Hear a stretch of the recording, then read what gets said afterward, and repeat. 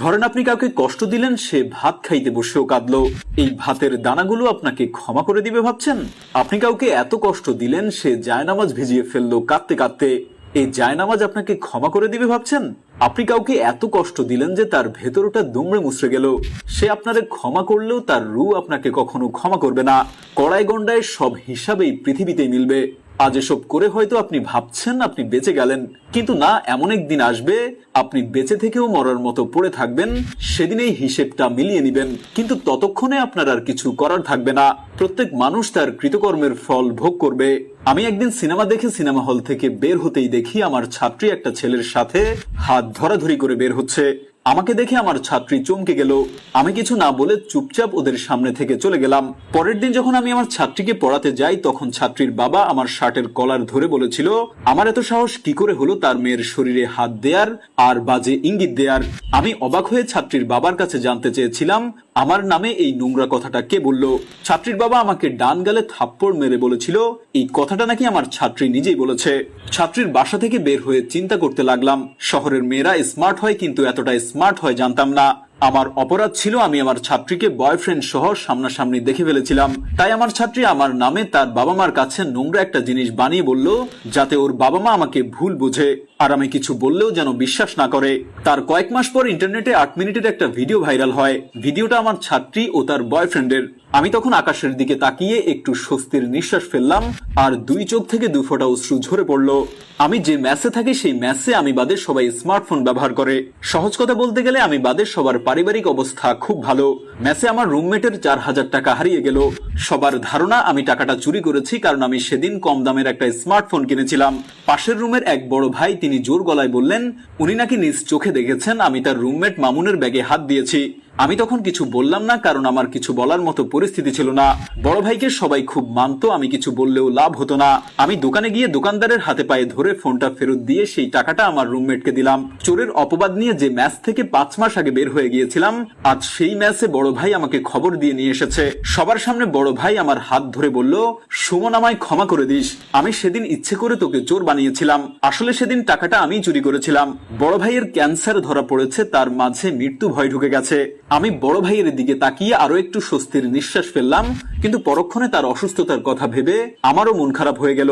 শ্রাবণী তার সামনে রাখা গ্লাসটা আমার মুখে ছুঁড়ে মেরে বলল, তোর মতো ভিখারির কি করে সাহস হয় আমাকে এসব বলার? তুই ভালো ছাত্র ছিলি দেখে তোর নোট পাওয়ার লোভে তোর সাথে বন্ধুত্ব করেছিলাম, আর সেই তুই কিনা আমাকে আজ প্রেমের প্রস্তাব দিস? সেই শ্রাবণীর খুব বড়লোক ছেলের সাথেই বিয়ে হয়েছিল, কিন্তু বিয়ের 3 বছর পর সে আজ আমার সামনে বসা। শ্রাবণী তার স্বামীর বিরুদ্ধে একটানা নির্যাতনের কথা বলছে, আর আমি এসআই আবুল বাশার সুমন সুন্দর করে তা নোট করছি। কথা বলার এক পর্যায়ে শ্রাবণী আমায় বলল, সেদিন যদি তোর প্রস্তাবে রাজি হয়ে যেতাম তাহলে আমার কপালে আজ এত কষ্ট থাকতো না।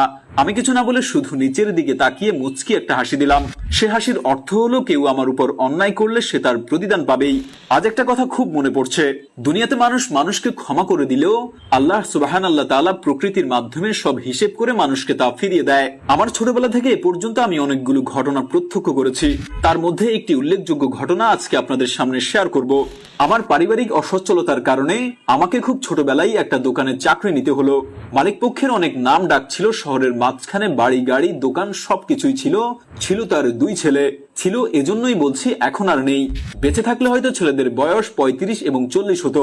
হঠাৎ একদিন সেই মালিক মারা গেলেন। তার বড় ছেলে তার ব্যবসা বাণিজ্য দোকান সবকিছুর হাল ধরলেন, কিন্তু সেই ছেলে বাবার এত বিশাল সম্পত্তি বাড়ি গাড়ি সবকিছু সামলাতে হিমশিম খাচ্ছেন। ছেলে কোনোভাবেই পেরে উঠছেন না।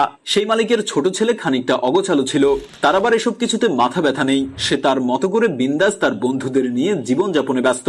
তাদের ফ্যামিলি এতটা হতাশাগ্রস্ত হয়েছে যে চারপাশ থেকে সব মানুষজন তাদেরকে গ্রাস করার জন্য তাদের দিকে ধেয়ে আসছে। এই ব্যাপারগুলো আমি খুব কাছ থেকে পর্যবেক্ষণ করার পর আমি অনেককে জিজ্ঞাসা করলাম, তাদের সাথে কেন এমন হচ্ছে, সবাই কেন তাদের সাথে এমন বাজে ব্যবহার করছে, কেউই কেন তাদেরকে পছন্দ করছে না। তখন তাদের কাছ থেকে যে উত্তরটা আমি পেলাম সেটা একটু পরেই বলছি। তার আগে বলে নেই, এর মধ্যে ছোট ছেলেটা তার বাসার ছাদে হাঁটাহাঁটি করার সময় ছাদ থেকে পড়ে সেখানেই নিঃশেষ হয়ে গেল। প্রথমে বাবা মারা গেলেন, তারপর ছোট ছেলে, এখন বেঁচে রইলেন বড় ছেলে এবং তার মা। তাদের পরিবারের সবাই হতাশাগ্রস্ত ছিল, একটার পর একটা দুঃসংবাদ তাদের পিছু ছাড়ছিল না। বেশ কিছুদিন পর বড় ছেলে বিয়ে করলো এবং সে বাসর রাতেই মারা গেল। কি থেকে কি হয়ে গেল কোনো কিছুই স্পষ্ট না। সবকিছু দেখে আমি রীতিমতো হতাশ হয়ে গেলাম আর ভাবতে লাগলাম তাদের সাথেই কেনই বা এমন হচ্ছে। প্রথমে বাবা মারা গেলেন, তারপর ছোট ছেলে ছাদ থেকে পড়ে গেলেন, তারপর বড় ছেলে বাসর রাতেই মারা গেলেন, আর বাকি রইল তার মা। আমি কয়েকজনকে জিজ্ঞেস করার পর তারা যে উত্তর আমাকে দিল সেটা শুনে আমি রীতিমতো শিহরিত হয়ে উঠলাম। ঘটনার শুরুতে বলছিলাম তার বাবা অনেক শক্তিধর মানুষ ছিলেন। তিনি যত সম্পদ অর্জন করেছিলেন এসবের বেশিরভাগ সম্পত্তি হচ্ছে মানুষের উপর জোর জবরদখল করে নেয়া। যতদিন বেঁচে ছিলেন ততদিন কেউ সাহস পায়নি এসব নিয়ে কথা বলার। যখন বাবা মারা গেলেন সবাই তার দুই ছেলেকে এমন ভাবে প্রেসারাইজ করতে লাগলো যে তারা সহ্য করতে পারলো না। তারা একে একে এভাবেই হাল ছেড়ে বিদায় নিলেন এই পৃথিবী থেকে। এভাবেই হয়তো তার বাবার পাপের প্রায়শ্চিত্ত দুই ছেলেকেই দিতে হলো। আল্লাহ সুবহানাল্লাহ তাআলা বলেছেন, এমন কিছু পাপ রয়েছে যার প্রায়শ্চিত্ত দুনিয়াতেই মানুষকে ভোগ করতে হয়। যেমন আল্লাহ বিমুখ হওয়া। আল্লাহ বিমুখ হওয়ার প্রাথমিক শাস্তি হচ্ছে মানসিক অস্থিরতা ও যন্ত্রণা।